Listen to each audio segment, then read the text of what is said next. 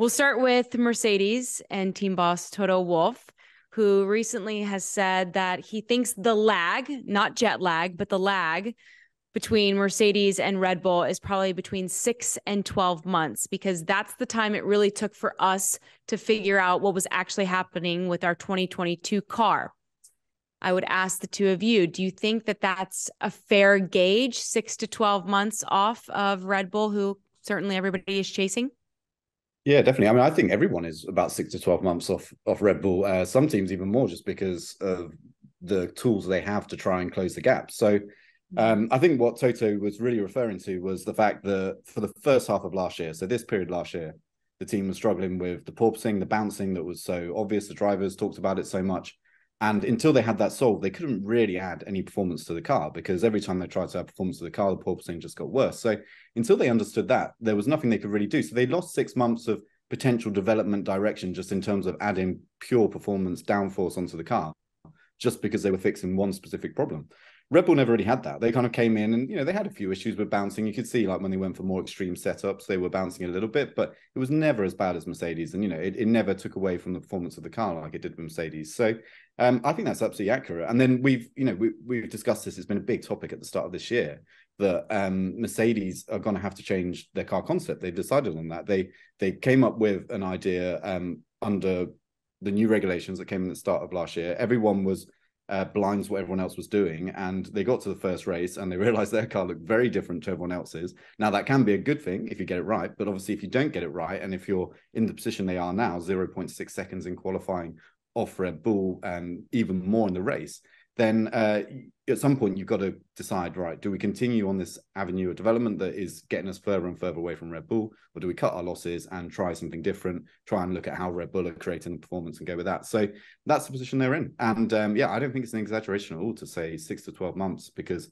while I feel like there are still going to be tracks where the Mercedes is going to be quick this year and they could actually challenge for victories at some races, to do what they intend to do, which is go challenging for titles, they're going to need a bit of a reset on this car. And I can't really see that happening this year. I can't see them challenging for a title this year.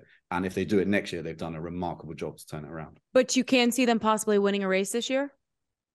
I think so, yeah. If you look at where the car is quick, low speed corners is pretty good. It's high speed. One of the big problems it had last year was that it was way down on top speed and straight line performance compared to the Red Bull. They seem to have made up some of that gap. So I don't know. I mean, if I was going to pick one right now, it's quite hard to say because we're still learning about these cars. But somewhere like Monza might be good. But then conversely, somewhere like Monaco, where it's all mainly low speed corners, I think there'll be occasions where they can hook it up a bit when they start to learn a bit more about the car.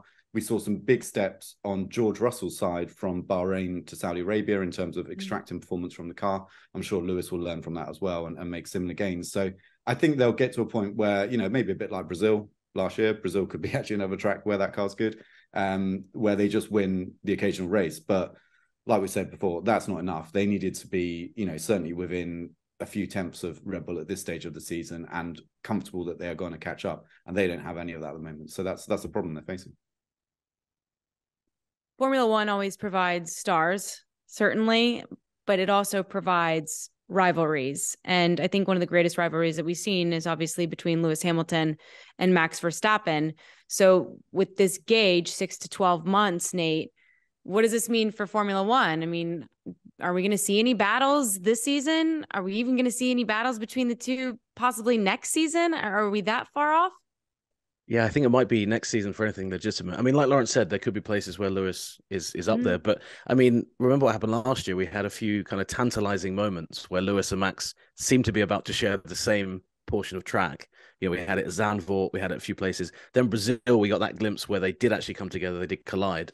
So we've had glimpses of it, and I feel like we'll get that again. But yeah, the intensity of 21, it feels like that's at least a year away, and maybe even longer. Because I think, to be honest with you, I think that we'll never get that again in the exact same way because Russell's been so good. Russell has kind of emerged in such a good way. So if Mercedes does kind of put itself in this position where it can challenge for a title again, suddenly the dynamic isn't Max v Lewis in that situation. I think it's suddenly Max v Lewis v George. And again, that throws in a whole different element to it. So I'm confident that we'll see Mercedes back there at some point. I think they're too good of a team to not get back there. But yeah, anytime soon seems quite unlikely. And Yeah, I mean, with Lewis, the question is always, will he still be racing in Formula One when that happens? Because obviously, he's at the tail end of his career.